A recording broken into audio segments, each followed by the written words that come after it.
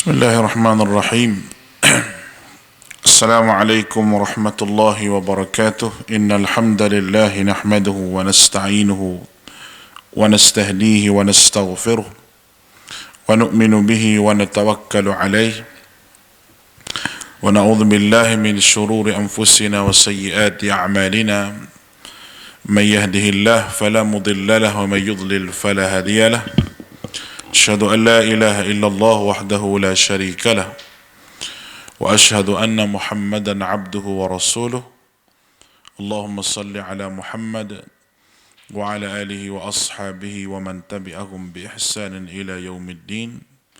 قالوا سبحانك لا علم لنا إلا ما علمتنا إنك أنت العليم الحكيم ولا حول ولا قوة إلا بالله العلي العظيم. على الله توكلنا اللهم فقهنا في الدين وعلمنا التأويل واهدنا إلى سواء السبيل. ربنا زدنا علما وارزقنا فهما. وبعد فإن أصدق الحديث كتاب الله وخير الهدي هدي محمد صلى الله عليه وسلم وشر الأمور محدثاتها وكل محدثة بدعة وكل بدعة ضلالة وكل ضلالة في النار. Alhamdulillah, bersyukur pada Allah Subhanahu wa taala, dengan limpah kurniaan nikmat daripada Allah taala kita dapat bersama-sama pada malam ini. Dan mudah-mudahan pertemuan kita diberkati dan dirahmati oleh Allah taala. Sebagaimana biasalah tuan-tuan rahmati oleh Allah, sebelum saya mulakan kuliah kita pada malam ini, saya minta supaya tuan-tuan semua share lah. Share dan juga kepada siapa-siapa yang berkenaan kepada kaum keluarga kita, sahabat handai kita, boleh tolong share supaya sama-sama kita dapat manfaat, sama-sama kita dapat manfaat daripada apa yang ingin saya perkatakan pada malam ini. Dan pada malam ini kita masuk surah yang baru selepas kita habis suratul An'am dan kita bincang banyak perkara dalam surah Al-An'am. Kita masuk pada surah yang baru, iaitu suratul A'raf pada malam ini. Muslimin muslimat yang dirahmati oleh Allah Subhanahu wa taala, suratul A'raf ini kalau kita tengok pengenalan ataupun ringkasan daripada surah ini. Pada malam ini kita tengok dia punya muqaddimah dia, ringkasan ataupun pengenalan kepada surah yang kita nak baca ni. Dia mestilah kita tahu apa isi kandungan dia. Orang panggil tajuk-tajuk utama dan benda-benda penting yang kita cuba akan bincangkan dalam suratul A'raf ini. Dalam surah Al-An'am, kita tengok dalam surah sebelum daripada ini, kita bincang berkenaan dengan tauhid, berkenaan dengan syirik musyrikin Mekah sendiri, dan bagaimana berkenaan dengan dakwah Nabi SAW banyak menyentuh berkenaan dengan masalah tauhid. Belum daripada tu, tuan-tuan share lah pada kawan-kawan, pada sahabat tu, tuan-tuan share dan juga buat watch party ke, buat macam mana ke, supaya sama-sama kita dapat manfaat yang banyak. Bukan saja saya yang mengajar ni, tapi tuan-tuan yang mendengar, dan sambil-sambil dengar tu tekan butang share saja ataupun watch party ataupun share ke grup WhatsApp masing-masing. InsyaAllah lah Allah Ta'ala beri kita orang panggil pahala kerana menyebarkan ilmu itu sendiri. Baik. Kita tengok ya. Tengok dakwah ataupun tajuk dalam surah sebelum ini agak berlainan dengan suratul A'raf ini. Surah Al-A'raf berlainan sedikit dengan tajuk-tajuk sebelum daripada ini. Kalau kita tengok dalam tajuk sebelum daripada ini, daripada surah Al-Baqarah sehingga surah Al-An'am, Allah memperkatakan dan memperjelaskan tentang 4 golongan hak sesat. Yahudi, Nasara, musyrikin dan munafiqin. Golongan yang jenis akidahnya rosak. Itu semua dijelas orang panggil nampak daripada suratul Baqarah sampai surah Al-An'am. Kira-kiranya kita tidak akan menjadi lagi golongan yang sesat jikalau kita menjauhi 4 golongan ini, Yahudi, Nasara, musyrikin Mekah, musyrikin, ataupun kita yang keempatnya munafiqin. Yahudi, Nasara, musyrikin ini sebenarnya dia satu kefahaman. Satu kefahaman. Bagaimana yang telah kita bincang sebelum daripada ni, surah Al-An'am. Dan begitu juga dengan munafiqin, ini semua jenis akidah yang rosak.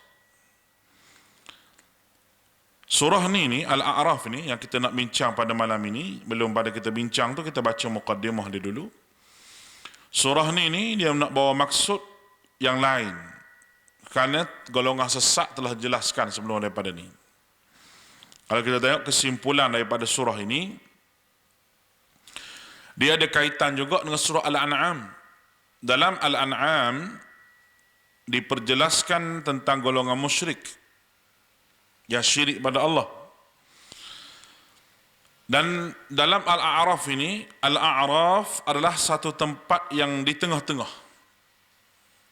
Maksud Al-A'raf itu satu tempat yang tidak di syurga dan tidak di neraka. Tidak dalam syurga, tidak dalam neraka. Tapi kena ingat, walaupun tidak masuk neraka lagi, tapi masih dikira tidak selamat.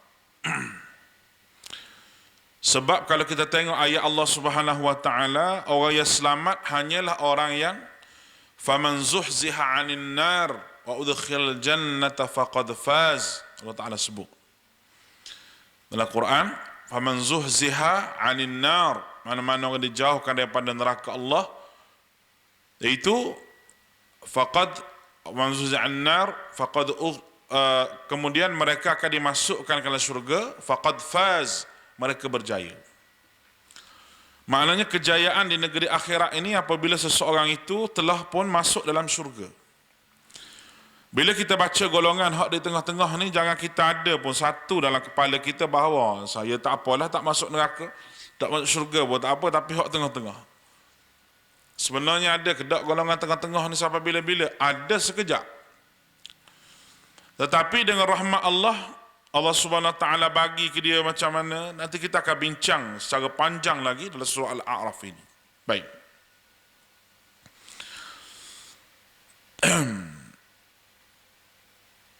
Oleh itu, kalau kita tengok apabila disebut golongan sesat dalam surah-surah sebelum ni, maka sekarang bermulalah penyampaian tentang mereka yang berpegang kepada tauhid.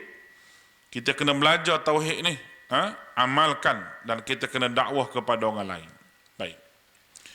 Ada 3 tajuk utama, dia panggil dakwah, dia panggil 3 dakwah yang penting dalam surah ini, surah Al-A'raf ini. Tajuk yang utamanya ada dalam ayat yang kedua. Allah mengajar kita kerana kena berani menyampaikan wahyu. Wahyu ilahi inilah. Walaupun apa sahaja ujian, halangan mesti kita tempuh. Dan sebagai seorang mukmin yang sejati, kita kena berani untuk menyampaikan perkara yang benar, khususnya perkara yang berbentuk masalah tauhid dan dakwah orang balik pada agama Allah Ta'ala. Kita kena berkata benar. Itu tajuk utama. Tajuk yang pertama ada pada ayat yang kedua, iaitu berani menyampaikan wahyu. Kita akan baca nanti ayat yang kedua. Dakwah yang kedua, ataupun perkara besar yang kedua yang nak dibincang soal Al-A'raf ini, berada pada ayat yang ketiga, iaitu ikutlah apa diwahyukan oleh Allah Subhanahu Wa Taala dan jangan ikut hawa nafsu. Jangan ikut hawa nafsu. Yang pertama sekali saya sebut tadi, berani menyampaikan wahyu, diperintahkan oleh Allah Ta'ala untuk menyampaikan, bukan sahaja untuk kita tahu, tapi kita kena sampai. Yang kedua, kena ikut. Tajuk dia yang keduanya, kena ikut. Kita diperintahkan supaya ikut. Dan jangan ikut hawa nafsu. Bila tak ikut hawa nafsu, maka kita tinggal semua fahaman-fahaman yang tidak betul, fahaman-fahaman yang bercanggah dengan akidah yang dipegang itu. Dan kita kena tinggalkan semua tu pakai ajaran Islam saja. Topik ni dia akan bincang berterusan sampai ayat 53. Mana ayat kedua, dalil kepada untuk menyampaikan wahyu, dakwah, tajuk besar dia nak sampai wahyu. Ayat ketiga tu sampai ayat 53 dia akan bincang topiknya itu ikut apa yang diwahyukan oleh Allah Subhanahu wa taala. Baik. Yang ketiganya, tajuk besar soal A'raf yang ketiganya ada pada ayat 54 hingga 58. 54 hingga 58. Iaitu Allah sahaja yang memiliki sifat yang sempurna daripada segi zat dia, segala-galanya. Tajuk dia apa? Tajuk dia sahaja yang berhak diseru dan diibadahkan, dilakukan ibadah kepadanya hanya pada Allah, dan mentaati hanyalah pada Allah Subhanahu wa taala. Tu ayat 54 hingga 58, tajuk yang ketiga dalam surah Al-A'raf ini. Baik. Kemudian ada 6 kisahlah surah ini. 6 kisah menjelaskan tajuk-tajuk tersebut. Tajuk-tajuk tersebut ada 6 kisah. Kalau kita tengok 6 kisah ni untuk menjelaskan, kita panggil 6 kisah ni nak jelaskan semua tajuk-tajuk hak 3 di atas tu. Dan untuk jelaskan semua kesimpulan kepada tajuk tu, dia ada 3 kisah. Saya ulang sekali lagi, 6 kisah untuk menjelaskan semua dakwah tajuk tu, maudhu' dia, berani menyampaikan wahyu, ikut, dan juga dia sahaja berhak di semua. Itu tajuk besar. Menguraikan 6 tajuk ni, dia ada 6 kisah. Dan menghuraikan semua tajuk ni semua kesimpulan dia buat mari 3 kisah. Agak-agak boleh faham lah dengan apa yang kita nak sebut ni. Sambil-sambil itu tolong share lagi lah pada orang-orang, pada kawan-kawan tu. Baik. Yang pertama, berada pada ayat 59 hingga 64. 59 hingga 64, iaitu kisah Nabi Nuh, adalah untuk menjelaskan tajuk yang ketiga. Dia jelas tajuk ketiga dulu, bahawa dia sahaja berhak disembah dan ditaati. Dia buat mari ayat 59 sampai 64 dengan cerita Nabi Nuh alaihissalam. Sebab tu kita kata Quran ni dia berkait ayat tu. Dia berkait. Dia banyak boleh kita ambil daripada Quran ini. Yang kedua, kisah yang kedua pula, kisah Nabi Hud, berada pada ayat 65 hingga 72. Yang ketiga, kisah yang ketiga, ayat 73 hingga 79, iaitu kisah Nabi Saleh. Ketiga-tiga kisah Nabi di atas ni adalah memperjelaskan dakwah ataupun tajuk yang ketiga tadi. Tajuk yang ketiga apa? Dia sahaja berhak diseru dan berhak diibadahkan. Maknanya tiga-tiga kisah Nabi ni, kisah Nabi Nuh 59, 64, yang kedua Nabi Hud 65, 72, sambung 73 sampai 79, Nabi Saleh. Ni semua cerita tajuk yang ketiga tadi. Hanya dia sahaja yang perlu ditaati. Baik.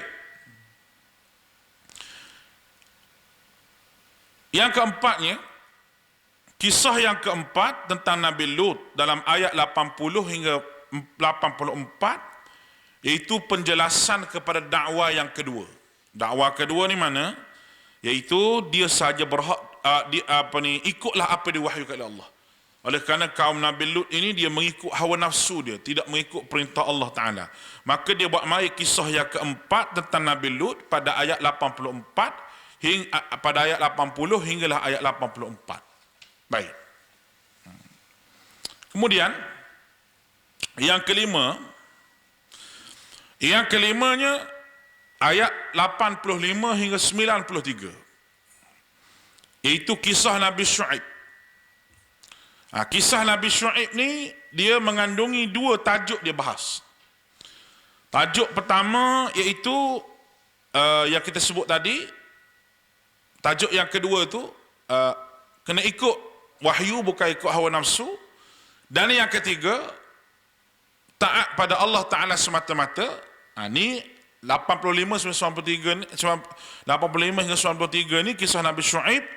Dia jelaskan berkenaan dengan dakwah, tajuk yang kedua dan yang ketiga. Baik. Yang keenam, kisah yang keenam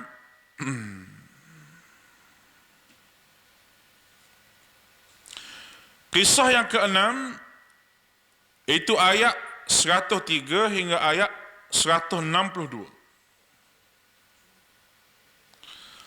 Ayat 103 hingga ayat 162 ni, kalau kita tengok sini,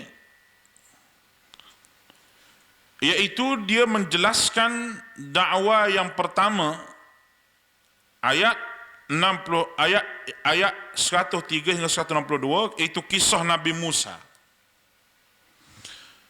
Kisah Nabi Musa, dia menjelaskan dakwah yang pertama itu. Cuma kisah Nabi Musa ni ada 8 bahagian. Kisah Nabi Musa ni kalau kita tengok ada 8 bahagian.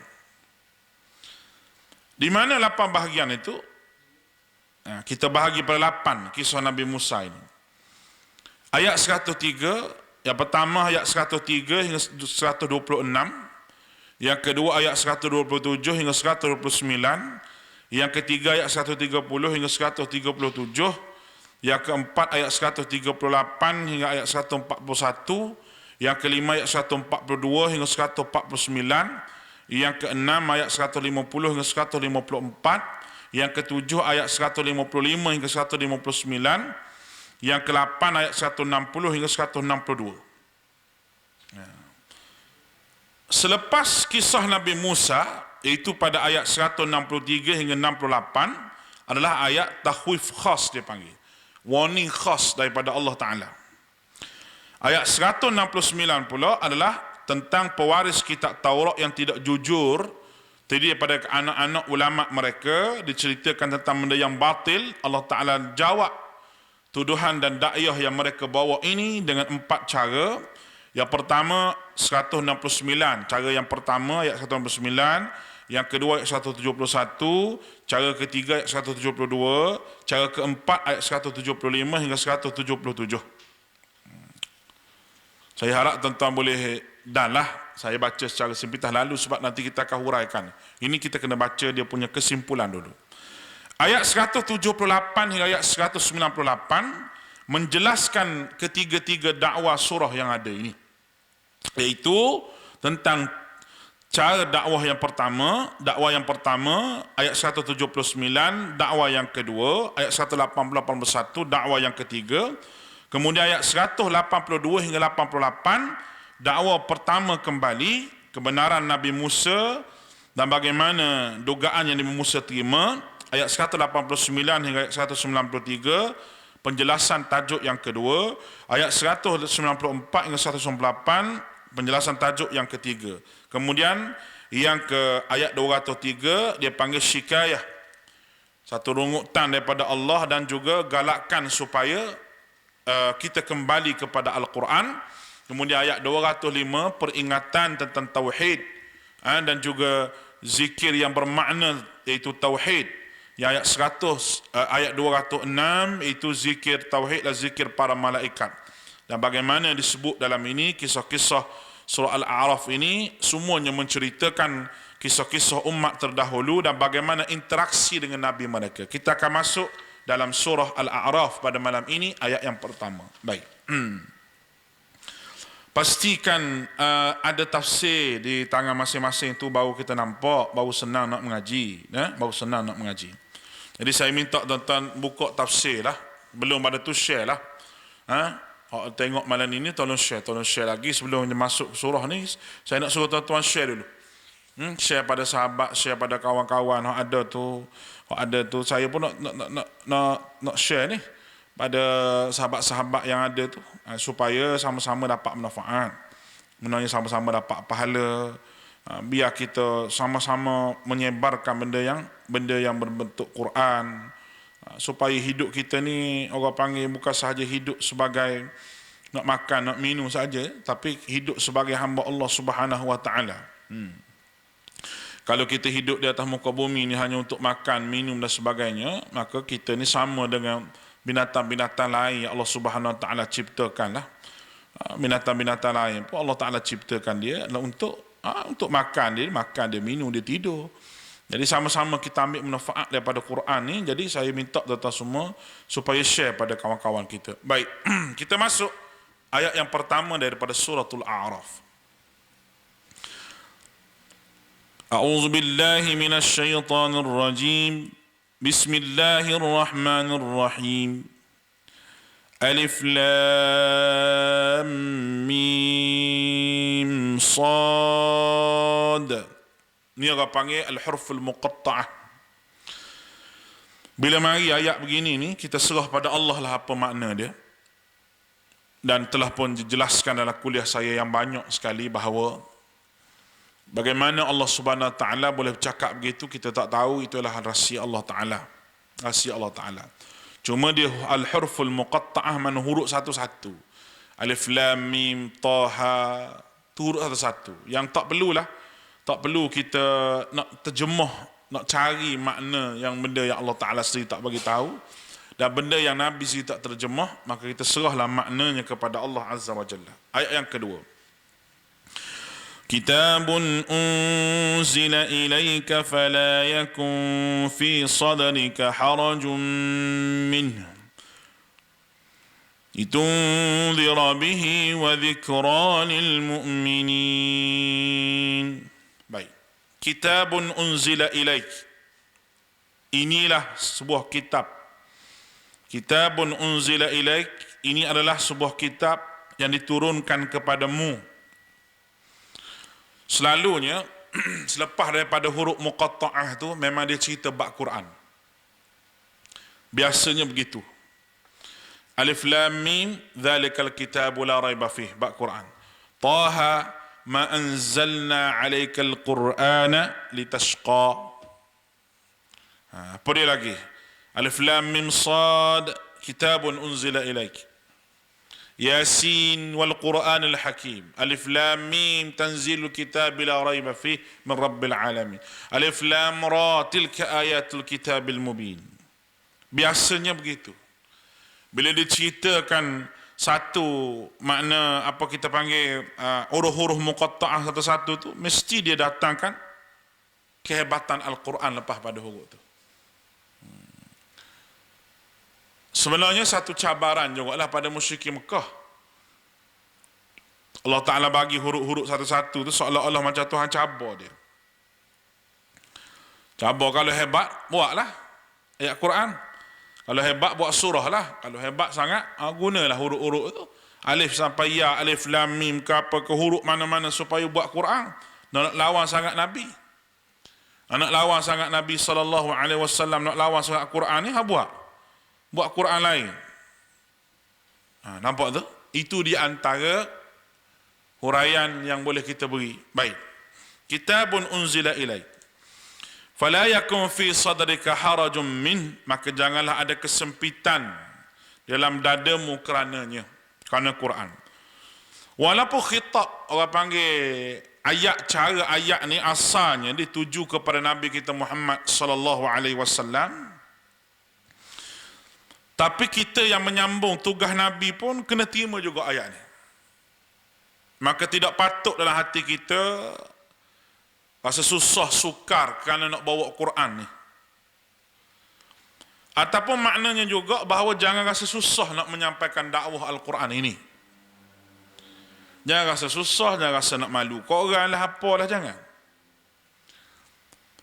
Sifat manusia ni dia ada benda tu. Malu ke waris-waris orang panggil, malu ke kaum kerabat, malu ke adik-beradik. Untuk menyampaikan dakwah tu ada sifat malu. Satu, malu. Yang kedua, malu tu bersebab juga kerana kadang-kadang tak berani. Takut nak terima ejekan, takut nak terima kutukan dan sebagainya. Sifat manusia tu memang begitu, dan benda tu juga merupakan ada pada Nabi kita Muhammad sallallahu alaihi wasallam ada. Sebab manusia biasa, Nabi ni manusia biasa. Allah Taala sebutlah Nabi ni. Dan Nabi sebut si ana basyarum mislukum. Aku manusia sama macam kamu. Cuma beza kita dengan Nabi ni ana basyarum mislukum yuha ilaik. Yuha ilaik. Nabi diwahyukan oleh Allah Taala. Kita ni tidak diwahyukan oleh Allah Azza wa Jalla. Tu beza situ. Tapi dari segi manusianya, rasa nak makan, nak tidur, nak minum, mengantuk, semua tu ada pada Nabi kita Muhammad sallallahu alaihi wasallam. Sebab itu amatlah tidak logik apabila musyrik Mekah tu dia minta tolong, minta supaya Nabi itu sendiri daripada kalangan malaikat. Kalau malaikat nak buat macam mana, makan pun tidak, minum pun tak ada nafsu malaikat, bukan manusia. Cara Allah Ta'ala cipta malaikat tu lain dah dengan cara manusia, tak sama. Nampak ni? Baik.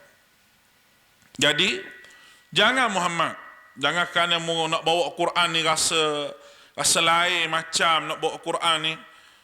Allah Ta'ala guna yakum fi sadrika haraj, sepik dadamu rasa macam tak lepas menyawa, orang panggil tak lepas menyawa, bahasa kita tu lah dah, tak lepas menyawa dengan bawa Quran ni Muhammad, jangan. Sebab tu kenapa ada nasihat begini pada Nabi ni? Kerana memang ada rasa berat pada Nabi untuk menyampaikan, ada rasa pada Nabi. Ayat-ayat begini orang panggil ayat-ayat yang berbentuk juga ayat-ayat yang betul nak pujuk hati Nabi juga, supaya nak beritahu bahawa Allah Ta'ala itu sentiasa bersama dengan Nabi. Litunzira bih, supaya kamu memberi peringatan dengan kitab itu, kitab Quran ni. Ia turun pada manusia adalah sebagai peringatan, mengandungi mesej peringatan kepada orang yang nak ambil, orang-orang yang nak ambil peringatan daripada Quran. Tapi Allah Ta'ala sebutlah ayat lain, Allah Ta'ala kata apa?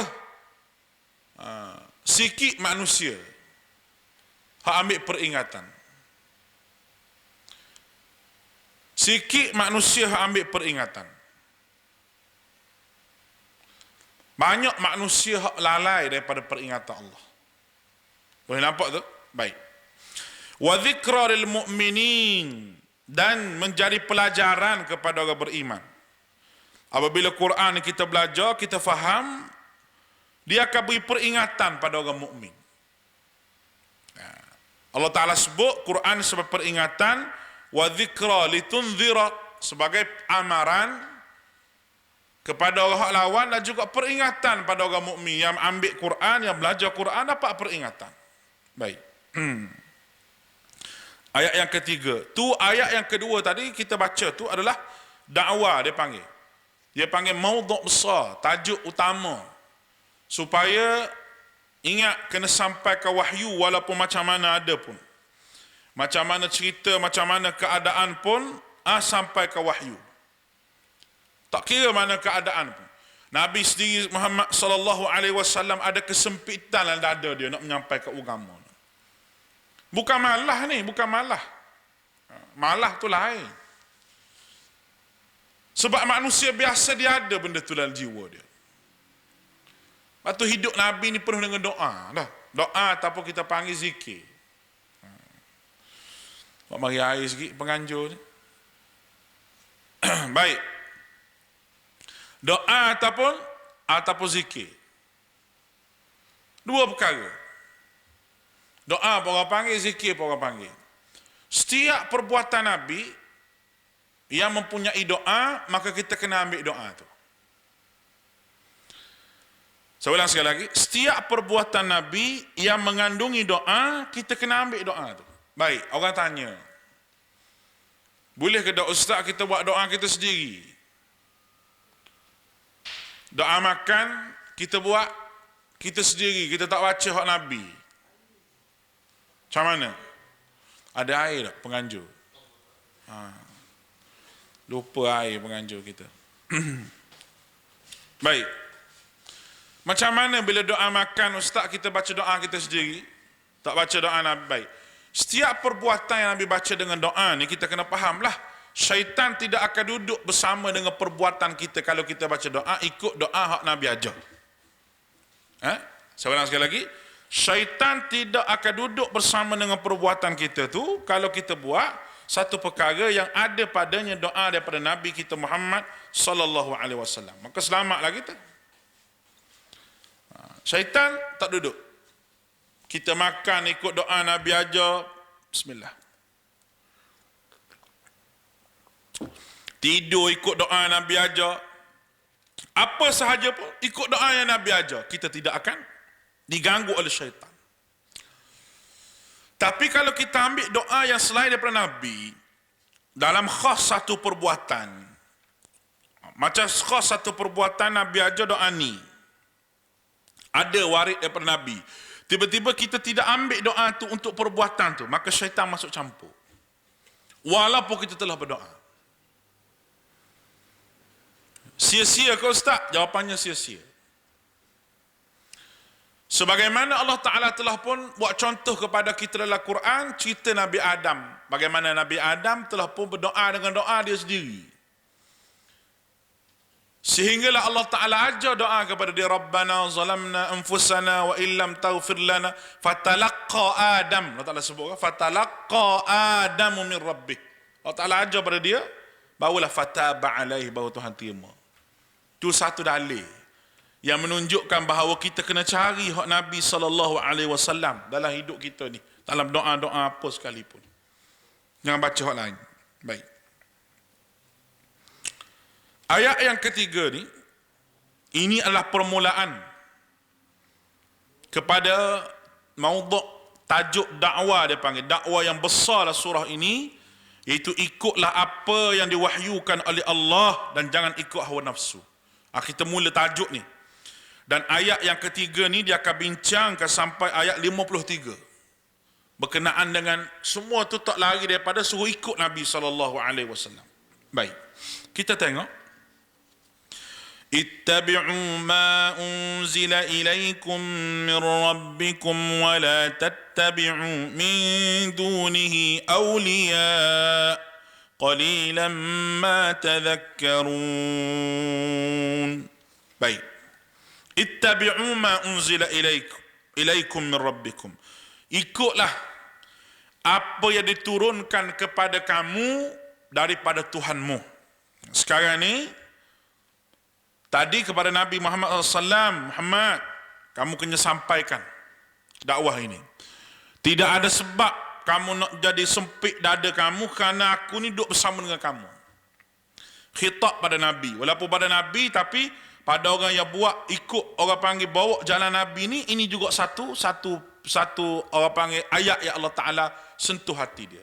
Ayat ketiga ni semua pada khitab dia, orang panggil keadaan dia pada semua orang, tak kira Muslim ataupun tidak.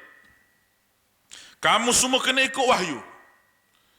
Hei manusia, kamu semua kena ikut wahyu, kena ikut dengan baik. Orang panggil lafaz ittiba' ni bermaksud betul-betul sebiji-sebiji.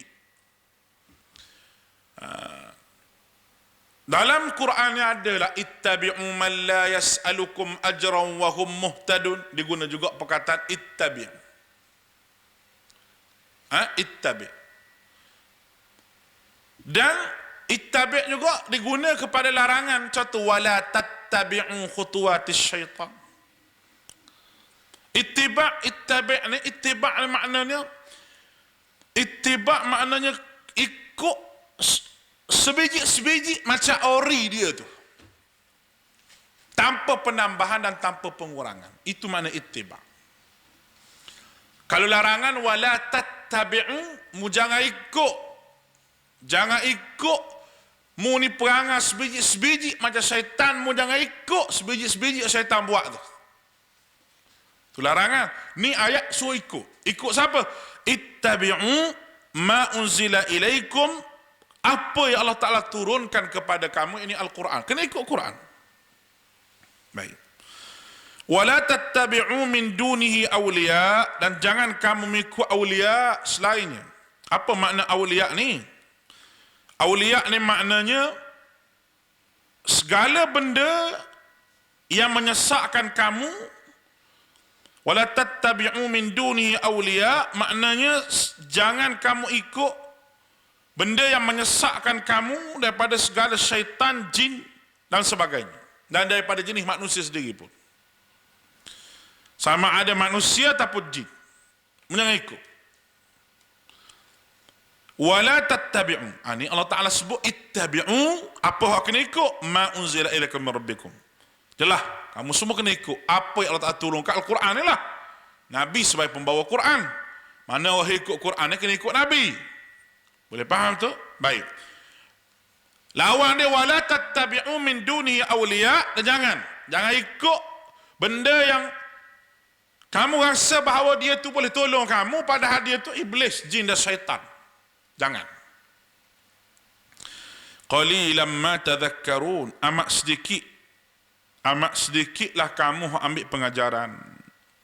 Sedikit sangat hak nak dengar nasihat ni. Allahu Akbar. Qalil maknanya sedikit sangat, mengambil bahagian tertentu saja. Ni amat menyedihkanlah kita, kerana Quran ni memberi peringatan kepada kita berkenaan dengan perjanjian untuk mentauhidkan Allah Subhanahu wa taala sebelum kita lahir lagi. Kerana kita tak jumpa cari jalan, kita tak tahu Allah Ta'ala tu siapa, dan kita tak cari Allah Ta'ala, kita tak minat pada syariat agama Allah, maka kita pun lupa. Menjadilah kita qalilan ma tadhakkarun, sedikit hak ambil pelajaran. Pelajaran ni begitu banyak dalam Quran yang Allah Ta'ala sebut. Semuanya baik-baik, semuanya elok-elok, semuanya memberi manfaat, tapi hak ambil pelajaran itu amatlah sedikit, kata Allah. Betul atau tidak? Betul.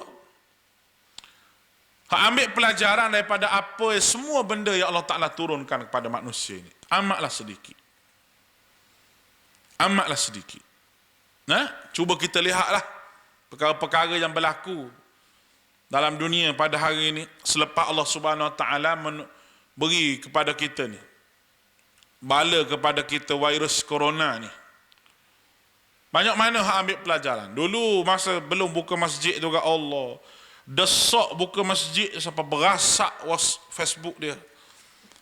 Bila lagi masjid nak buka, bila lagi masjid nak buka. Bila masjid dibuka tu haram, dia tak mari masjid. Tak mari masjid pun. Hak berasak Facebook tu tak mari masjid pun, daftar nama di masjid pun tidak. Pocik-pocik hak tak ada Facebook ni lah mari masjidnya.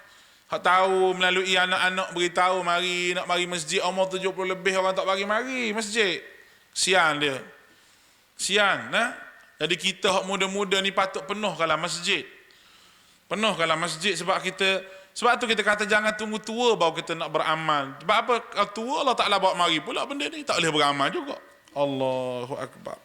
Banyak manusia yang tak fikir berkenaan akhirat ni. Ayat yang keempat, takhwif duniawi dia panggil. Warning, contoh warning atas muka dunia ni macam mana. Wa kam min qarnin ahlaknaha faja'aha ba'suna bayatan aw hum qailun. Wa kam min qarnin, betapa banyak negeri yang kami binasakan. Allah ingat kepada kita berapa banyaklah negeri yang aku binasa ke atas muka dunia ni. Kerana apa?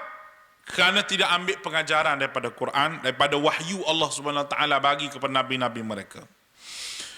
Faja'aha ba'suna bayatan aw hum qailun, maka datanglah siksaan kami menimpa penduduk itu di waktu mereka berada di malam hari atau di waktu mereka beristirahat di tengah hari. Allah Ta'ala cerita bagaimana azab tu mari, tengah hari pun mari, malam nak tidur pun mari. Allahu Akbar. Orang di negara panah lah contoh dah, memang tengah hari mereka tidur. Kerana waktu tu waktu rehat.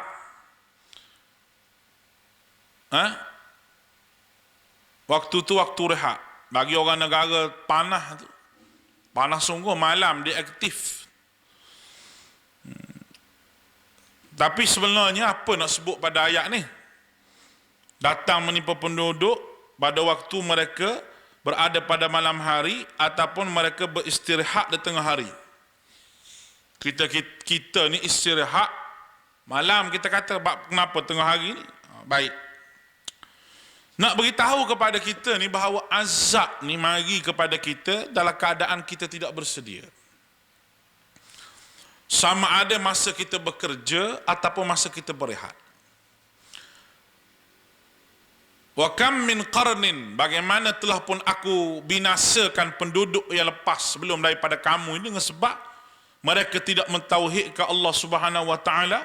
Sama ada mereka berada dalam waktu mana-mana pun dengan tiba-tiba aku datangkan. Sepatutnya kalau ngaji balaghah, ayat dia ayat hak betul lah. Faja'aha ba'suna bayatan wa hum naimun aw naharan wa hum qailun. Tapi dalam ni dia panggil ada hazfu wa dhikru, dia panggil. Ada hazaf perkataan yang berlawanan. Hazaf makna buang. Buang perkataan berlawanan. Maksudnya ayat ni tidak penuh. Kerana ada perkataan yang terletakkan. Sebab apa? Kerana telah disebut perkataan bayatan. Kemudian disebut istirahat qailun. Jadi macam mana kita nak sebut ni? Yang pertama sekali, lawan kepada malam itu bayatan. Ba'suna bayatan, lawan kepada malam. Tapi tak sebut. Lawan kepada qailun juga, iaitu tidur malam, juga tidak disebut. Tu dari segi balaghah. Nak faham-faham, tak boleh faham pun faham lah. Dia ada buang perkataan. Sebab apa tu? Baik, kita tengok. Kadang-kadang Allah Subhanahu wa taala ni mari sebut kepada kita satu perkataan, ada hikmah dia dalam Quran. Sebab tu sampai sekarang Arab sendiri pun tak mengaji Quran, dia tak erti juga. Walaupun Quran ini dalam bahasa Arab. Kerana gaya bahasa susunan Al-Quran tu sendiri. Gaya bahasa susunan Al-Quran itu sendiri memang hebat. Memang hebat. Dia tak sebut pun tapi menunjuk kepada makna dah. Makna bayatan, kamu pada datang siksa kepada kamu di waktu kamu berehat. Duduk rumah dia panggil di malam hari. Memang duduk rumah pada malam hari, ataupun beristirahat pada siang hari. Allah Ta'ala gambarkan kepada situ bahawa azab datang kepada kamu ni tiba-tiba. Tak kira malam, tak kira siang. Masa rehat kamu kerja ke, dia tetap akan datang. Ayat yang kelima pula. Ini adalah kata-kata orang yang ditimpakan azab itu. Mereka sebut apa? فَمَا كَانَ دَعْوَاهُمْ إِذْ جَاءَهُمْ بَأْسُنَا إِلَّا أَنْ قَالُوا إِنَّا كُنَّا ظَالِمِينَ. Allah Ta'ala sebut begitu. Maka tidak ada keluhan mereka di waktu datang kepada mereka siksaan daripada kami, kecuali mereka kata sesungguhnya kami orang-orang zalim. Kami ni orang-orang zalim. Memang kami zalim pun. Jadi maksud dengan zalim di sini maksudnya musyrik lah. Memang kami musyrik pun. Itu dimaksud dengan zalim. Selepas mendatangnya bencana alam, sebab rosaknya akidah mereka. Dan zalim yang paling besar di sini zalim syirik. Maka da'wahum, mereka tak keluh kesah, mereka tidak mengatakan keluhan mereka selepas kami datangkan azab macam orang lepas-lepas itu, kata Allah Subhanahu wa taala, kecuali mereka kata bahawa kami memang orang zalim. Memang salah kami, tidak mentauhidkan Allah, kami mensyirikkan Allah Subhanahu wa taala, memang salah kami. Baik. Ayat nombor 6 suratul A'raf, dia panggil takhwif ukhrawi, warning akhirat. Macam mana Tuhan sebut? فلنسألن الذين أرسل إليهم ولنسألن المرسلين فلنسألن الذين أرسل إليهم, maka sesungguhnya kami akan tanya umat-umat yang terdahulu diutuskan rasul-rasul kepada mereka. Makna sini kami pasti akan tanya umat yang terdahulu telah diutuskan rasul kepada mereka. Mereka akan ditanya adakah sampai wahyu ataupun tidak pada kamu. Ini soalan kepada umat yang derhaka, ditanya dengan nada yang keras. Adakah tak sampai kepada kamu? Bagaimana yang telah saya sebutlah, orang ahli syurga ditanya di hari akhirat, apakah awak buat ni? Ya, saya buat, diampun dah oleh Allah sebab kamu minta ampun dah. Apakah awak buat ni? Apakah itu untuk soalan ahli syurga. Tapi untuk ahli neraka, kenapa buat ni? Bila tanya kenapa, makna tolong awak mari bukti sebab apa buat ni. Awak mari bukti sebab apa awak buat ni, mari bukti. Itu soalan untuk ahli neraka. Minta jauh kita kena tanya dengan soalan kenapa. Kalau kenapa, awak mari hujah sebab apa buat. Dah kita dak buat amal-amal hak Nabi tak ajar, dak buat amal bidah, tu nak jawab macam mana? Kenapa awak buat ni? Sebab tok guru saya ajar. Nabi, sebaik-baik tok guru Nabi ajar, kenapa kamu tak buat? Nak jawab depan Allah, tak boleh ke ya Allah? Salah ke ya Allah? Jawablah. Atas muka dunia boleh jawab gitu. Bila orang kata ni sunnah Nabi, hak ni hak Nabi buat, hak ni memang hak Nabi SAW betul, dah tu sia-sia lah. Hak tu salah buat tu. Hak tu tak betul dapat pahala masuk neraka. Dia tanya gitu. Soalan tu tak patut tanya. Tak patut tanya. Tapi Allah Ta'ala akan tanya gitu akhirat. Kenapa kamu buat? Sedangkan Nabi sendiri tak buat. Dalil apa yang mu guna? Kan ada dah Nabi aku buat begini, Nabi aku ajar dah begini dengan cara begini, kenapa tak ikut Nabi, nak ikut orang lain, kenapa? Salah ya Allah. Tak betul ya Allah. Apa salahnya? Jawab gitu depan Allah. Gitu jawapan dia. Wala nas'alannal mursalin, wala nas'alannal mursalin, dan sesungguhnya kami akan tanya juga para rasul. Allah, rasul pun kena tanya. Bukan umat saja tanya, rasul pun kena tanya. Tapi akan ditanya juga kepada rasul, tapi mereka ditanya dengan nada yang lembut, lain dengan pertanyaan hak kerah tadi. Berbeza kepada umat yang degil tadi, dia tanya dengan soal dengan cara lain. Ini rasul dengan cara lain. Ditanya para rasul, adakah mereka sampai ke wahyu? Allah Ta'ala tahu. Bukan Allah Ta'ala tanyalah keadaan Tuhan tak tahu. Na'udzubillah, Tuhan tahu. Tapi nak beritahu kepada manusia, telitinya Allah Subhanahu Wa Ta'ala. Walaupun dia tahu, tapi nak beritahu keadilan Allah Subhanahu Wa Ta'ala kepada manusia. Tidak ada ruang lagi untuk manusia komplain Allah Ta'ala. Tidak ada ruang. Disebutlah hadis Nabi SAW, yub'atsun nabi wa ma'ahu rajul, bangkit seorang Nabi bersama Rasul. Yub'atsun nabi wa ma'ahu rajulani, bangkit seorang Nabi, dua orang pengikut dia. Umat dia dua orang. Yub'atsun nabi wa laysa ma'ahu, bangkit seorang Nabi, tak ada seorang habuk mengikut dia seorang-seorang. La hawla wa la quwwata illa billah. Minta-mintalah kita dibangkit bersama Nabi Muhammad sallallahu alaihi wasallam. Allahu akbar. Kalau kita tengok surah Maidah ayat nombor 9, ada dia jelas ayat ni. Rasul ditanya ni, yauma yajma'ullahu ar-rasul fayaqulu madza aji'tum qalu la ilma lana innaka anta 'allamul ghuyub. Ingatlah kepada hari Allah mengumpulkan para rasul dan ditanya kepada mereka, apa jawab kaummu terhadap seruanmu? Rasul itu kata, tidak ada pengetahuan kami tentang ilmu itu, sungguhnya Allah Maha mengetahui perkara yang gaib. Soalan ni nak tunjuk kepada kita pentingnya para rasul menyampaikan umat pada umat mereka ni, menyampaikan wahyu pada umat mereka ni, dan tugas mereka perlu jalankan, bukannya nak suka-suka, bukannya nak makan angin, bukan hobi, bukan nak hore-hore, tidak, amat-amatlah penting. Baik, ayat ke-7, ayat last malam ni, ayat nombor 7. فلنقصن عليكم بعلم وما كنا غائبين فلنقصن عليهم بعلم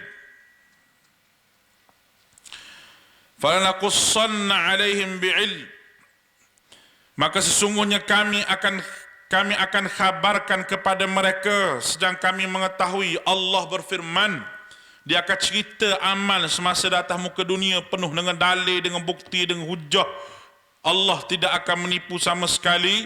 Dan Allah Ta'ala sebut alaihim bi'il, sedang kami tahu.